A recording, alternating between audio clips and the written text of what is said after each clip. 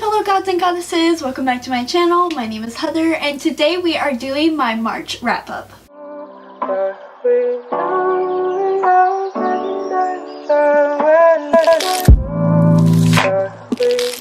Many people I've noticed, March has been a really weird reading month. I thought I read absolutely nothing, but then I went in to go over my bookish stats for the month and I read 15 books. I don't know how I did it. I don't know when I did it. It just happened and we're here and now we're going to talk about them. So this month was a mess. I don't have that many bookish playlists. I only have like a couple. So I'm sorry about that. Let's just get into the books because I already anticipate this being a whole ass mess. So let me just quickly go over my stats for this month. I just have my laptop right here, so I'm just gonna read off the list. So I have one 1-star read, one 2-star read, two 2.5 stars, 4 3 stars, 3 4 stars, 2 4.5 stars, and 5 2 stars. I mean, pretty good. I have quite a lot of variety in star rating, so let's just get into the books. Alright, so the first thing I read was Dragon Age, a graphic novel by Orson Scott Card. I gave this a 3 out of 5 stars. We follow this mage who, if you don't know, in the Dragon Age world, mages have to be in a circle, which is kind of a school that is under the protection of Templars. And so mages who aren't a part of a circle are known as, what are they called? Oh, I'm a fake fan. I'm a fake gamer girl. Please don't hate me. Apostate. So they're known as apostates, and apostates are illegal, all that jazz, because magic is very dangerous and all that stuff. Whatever. But we follow a mage who is trying to seek revenge for something that happens in the novel. It was okay. It was very basic, which is why I gave it a 3 out of 5 stars. The story was just not that captivating, and I wish there was just a lot more lore, but it was a graphic novel, so whatever. But I won't be continuing with this graphic novel because I just wasn't interested enough. The next thing I read was Fangirl by Rainbow Rowell. I did a whole rant review on this, so if you guys want to see more of my thoughts, just go watch that video. I will link it up here. I gave this a 2.5 because I enjoyed the first like 200-ish pages, but it was too long. The characters made me so incredibly angry and frustrated. I just hated everything that was happening. 2.5 out of 5 stars. I don't understand why this book has so much hype. I don't understand why people love it so much. It was the most underwhelming and disappointing read probably of the year. We're just gonna ignore her. No. The next thing I read was American Gods by Neil Gaiman. I gave this 4 out of 5 stars. Bear with me while I describe this book because I am too dumb for this book and it requires a whole last semester to decipher what this book means and the symbolism and all this stuff. So, American Gods is about this guy named Shadow, and we basically follow him and his journey through Middle America while he works for this guy named Wednesday. And that's all I'm gonna say because it's kind of spoilery, the rest of it, so just know that there is some mythological elements to it. Very much, I would honestly say, it's kind of like magical realism in a way. Kind of in the middle between magical realism and like full-on fantasy. It's very strange. I've never read anything like it. I definitely encourage people to read it if you can, because this is very slow. It's very like drag on kind of. You kind of are like, okay, Neil, what's the point? When are you gonna get there? It was really good. I was going on Spark Notes like a motherfucker after reading this book because I was like, what the hell did I just read? The only thing I really didn't like about it is the conflict. There isn't any mention of Christianity in America at all, and I'm like our country was built off Christian values, so like Christianity is such a huge part of America, and I feel like that was an incredibly lost opportunity that I don't entirely understand why Neil went that route. I feel like if he did, that would have been a 5-star, but regardless, it was very entertaining. It was very interesting. I wholeheartedly recommend the show. Like, if you don't want to read the book, or if you tried to read the book and you just don't like it, I kind of like the TV show better. Like, not gonna lie, because this book is so much about like the places that they go to and the atmosphere and the imagery that I feel like in TV show form it just hits the nail way more effectively, if that makes sense. So I definitely recommend the TV show. A lot of surrealism, and I really think it captured the book incredibly well. The next book I read was Enchantress Undercover by A.S. Spawn? Not entirely sure how you pronounce this. I received an ARC of this through the publishers through NetGalley, so thank you very much for that. This is a story about the Enchantress, and she is, you know, undercover because in this world, people with her powers are kind of like...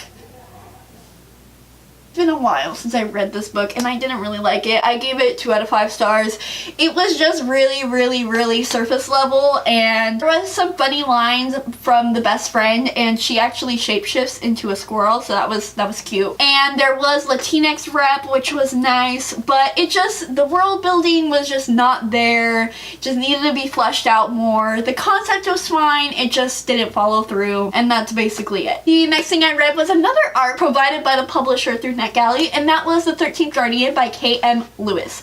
Now, this was a ride. This was so crazy. So, this book, it's following basically the world as the plagues of Egypt, you know, kind of come down on the world, and basically it's the apocalypse happening. And we follow these cast of characters as they're trying to get to safety because these few people are the humanity saviors, and they are supposed to continue the line of humanity as everybody dies. So there's like a lot of death happening, so trigger warnings for that. Lots of suicide, nothing too graphic, but like everybody's dying except for these like 7 people. So there's a lot of death. It really happens until like the last 20% where you get to really learn about this world and kind of the lore behind it, and there's secret societies run by women, and there's like, it's a whole lot of crazy biblical lore. It's wild, alright? I gave this 4 out of 5 stars, but a really huge thing, which I really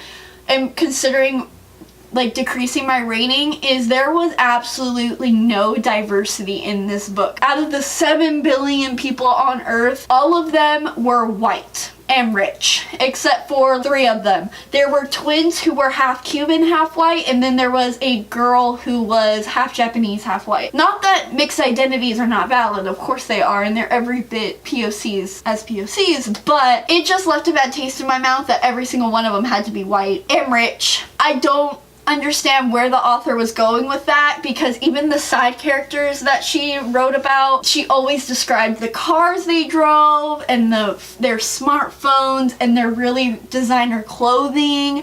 I just didn't understand what that was about. There does not give you anything until like the last 20%. Like she doesn't give you anything. She keeps you in suspense, which was kind of annoying and frustrating, but I'm really excited to continue this series. So it's very much an introductory book, and I'm excited to see, because I think it's a super unique concept and I'm ready for it. Really love biblical lore in books, and this book kind of gave me a taste of like the possibilities of that, and I really want more biblical lore books. So if you guys know any really good ones, please let me know. The next book I read was Beast Made of Night by Tochi Onyebuchi. I gave this 4 out of 5 stars. This was so good. It was so entertaining. It was so unique and refreshing. This follows a guy named Taj, and it is a Nigerian-based fantasy,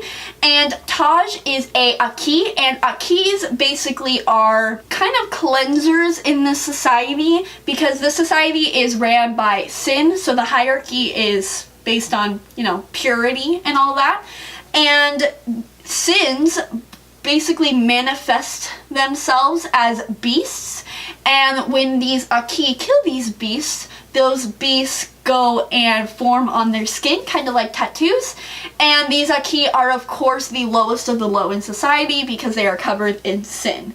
And I really enjoyed this book so much. It was so unique. It was so fast-paced and captivating. The characters were great. If you are a beginner in fantasy, I highly recommend this book because the language is so, you know, so easy. Comedic relief. There are scenes where they eat hot wings, and there's a scene where one of the characters burps in front of Taj's mouth, and it was so funny. Highly recommend the audiobook. Super good. I love me a West African accent. The fact that it only has like an average 3-star rating on Goodreads is a crime. Highly recommend it. I think it's so funny. I don't understand why more people aren't talking about it.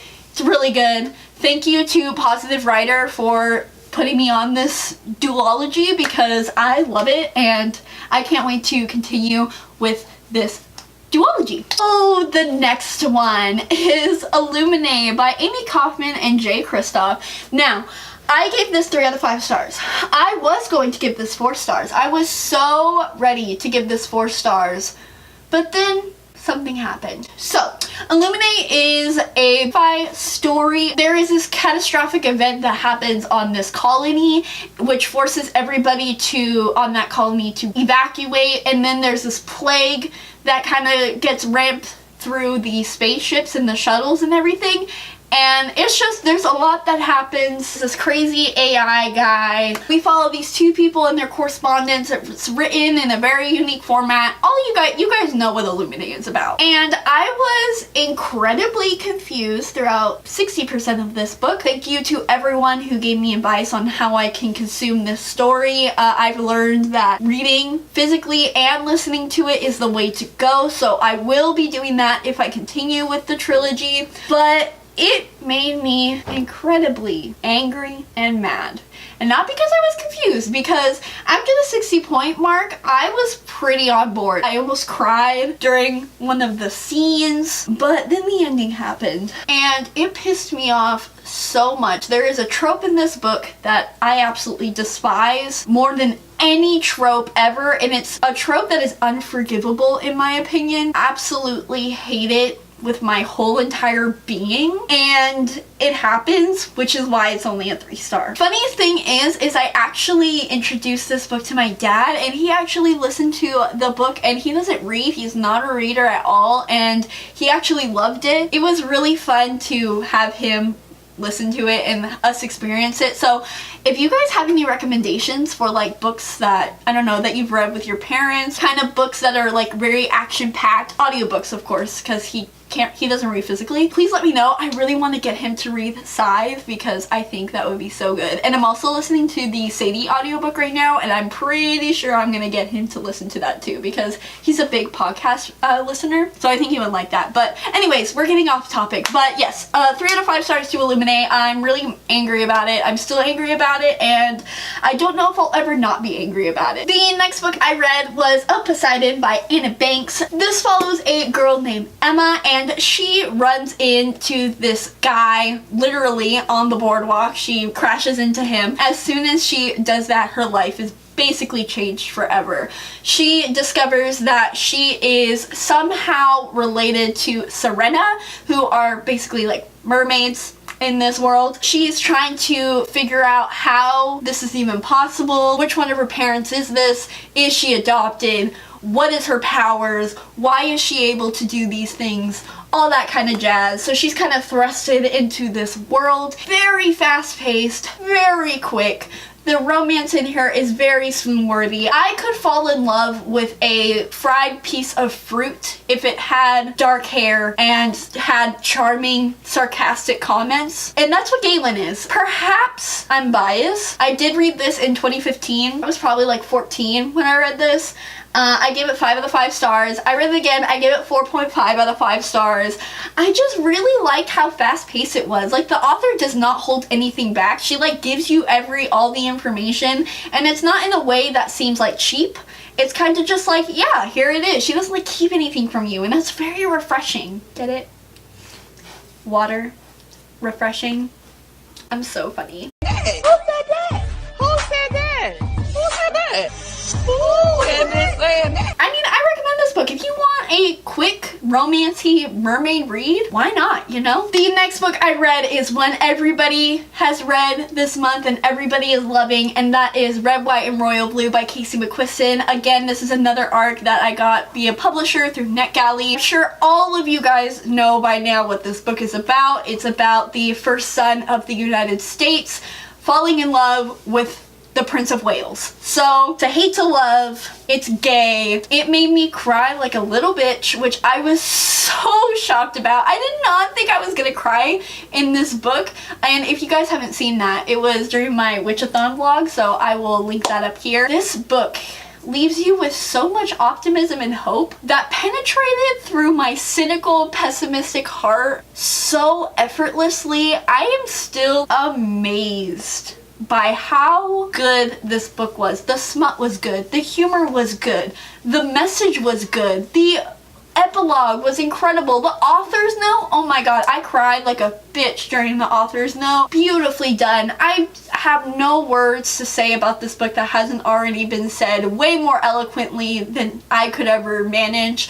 It took me forever to write this review. It was a lot. This book is amazing. Pre-order it, read it, you'll love it. Everybody loves it. Alright, this is like the Evelyn Hugo of 2019, but it's better than Evelyn Hugo. T. The next book I read was When the Moon Was Ours by Anna Marie McLemore. I read this for Witchathon. This is a magical realism book. It's my first magical realism read, and it's about this girl who grows flowers on her wrist and about a boy who makes moons for her. I wasn't a huge fan. I gave this 3 out of 5 stars. I thought it was very meh. Representation was incredible. It was my first time reading a book with trans rep and a really strong Latinx main character, but I didn't really like the message of girls in this book and like kind of borderline slut shaming in a way that was not very apparent, but it kind of just let me like, I don't really like that. But yeah, I mean, I'm really excited to read more of this author's work, so that's something. The next book I read was Zodiac by Rowena Russell. I read this for Zodiacathon. I'll link that vlog up there. Just linking a bunch of videos today. It's a great time. This is a sci-fi novel about this girl named Ro, and in this world, each of the planets is kind of ruled by the zodiac. So Ro is a Cancer, so she lives on Cancer,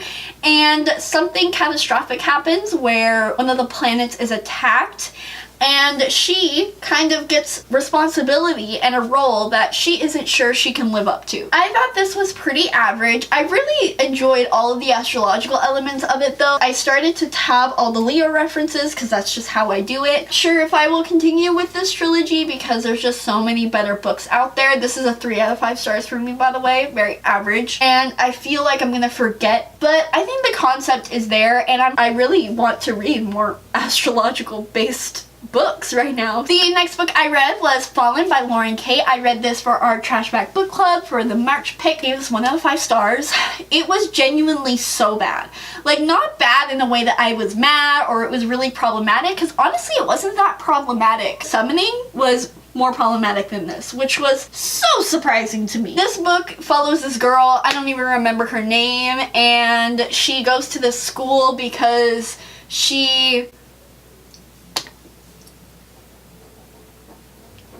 I really, for the life of me, can't even remember this plot because the plot was so convoluted and it was such a mess. Alright, that's all I'm gonna say. It was a mess. If you want to see the live show, I'll link it up there. The next book I read was Lovely War by Julie Berry. This was such a beautiful and wholesome read. The Lovely War is a World War I historical fiction, which y'all know how I feel about World War historical fictions. I plan on doing an Aphrodite chats, kind of trying to eloquently describe how problematic they are. But a World War I historical fiction, but it's narrated by Aphrodite, and there are also a couple other gods who make their appearance during here. We follow 3 romances. This is very much a romance book that happens to be set in World War I. All of them are absolutely beautiful and wholesome. It leaves you with such a happy feeling. Like, I'm just happy looking at this book. Like, it's so beautiful, it's so wholesome. I highly recommend this book. It's just so beautiful. And how many times am I gonna say beautiful? It's just Julie Berry's portrayal of Aphrodite and her descriptions of how she sees the world and love in particular was so refreshing and unique and beautifully put into words. It's like, it really made me feel like Aphrodite herself was narrating this. I'm so happy this book exists. If you like romance, you're gonna love this, even if you don't really like historical fiction, because it's so sweet. The next book I read was Onshantae by Gita Trelease. I gave this 2.5 out of 5 stars. When I started to read this book, I was very much confused as to why people were shit-talking it so much, because I was like, guys, it's not even that bad, but it is that bad. Please, everybody who is talking about this book, stop saying it's about the French Revolution. It is not. That is such a blame for the publishers. This book has been so badly publicized that such a bad advantage. I don't know how to put that correctly into words. What else is new? This book is a Texas Hold'em story set in 18th century France. Has nothing to do with the French Revolution. Not even a little bit. There are like 2 scenes about the French Revolution, and it's just the main character kind of looking through a window. And it's actually kind of counterproductive to the French Revolution because she becomes an aristocrat. I was so shocked when I learned that this book had more books, because I'm like, Camilla's gonna get her head chopped off. It's all about rich people, and it's like, don't understand how you can write a book in this timeline and have it centered around rich white people. And then she expects me to feel sorry for them when like the conflict ensues, and I'm just like, no honey, like we even see these characters talk utter trash about lower class people in like the most disgusting way possible, and then towards the end we're supposed to like feel for them. I'm so confused. It was not the wave. Let's just put it like that. Alright guys, so we have finally reached the end. The last book I read this month was Graceling by Christian Kishore. This was another reread for me. I gave this 4.5 out of 5 stars. This is another book where I can't properly articulate how good it is. I love a good standalone. I think more than series. I think I'm a standalone kind of bitch when it's good. And this is one of the good ones. I know there are companion novels to it, but it's a standalone. This follows a girl, Nexa, and she is a Graceling, which means she has these innate powers from birth, and her power is basically killing. We follow her as she basically kind of discovers herself, discovers her identity, discovers how her place is in love, how she can kind of love herself and love someone else. They are my second favorite couple of all YA couple of all time. First being Rose and Dimitri.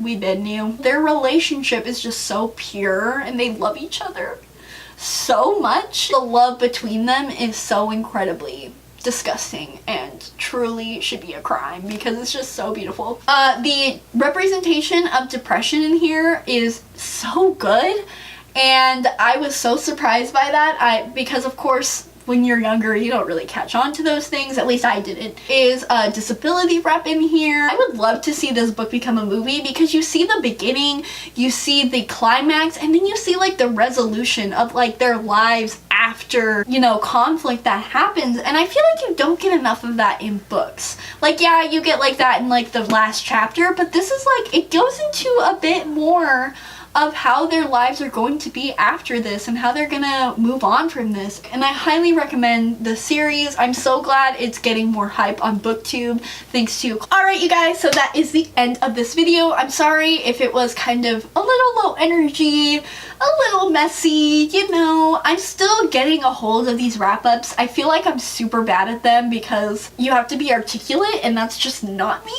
You know, bear with me as I'm trying to learn how these things go. I hope you guys have a wonderful rest of your day.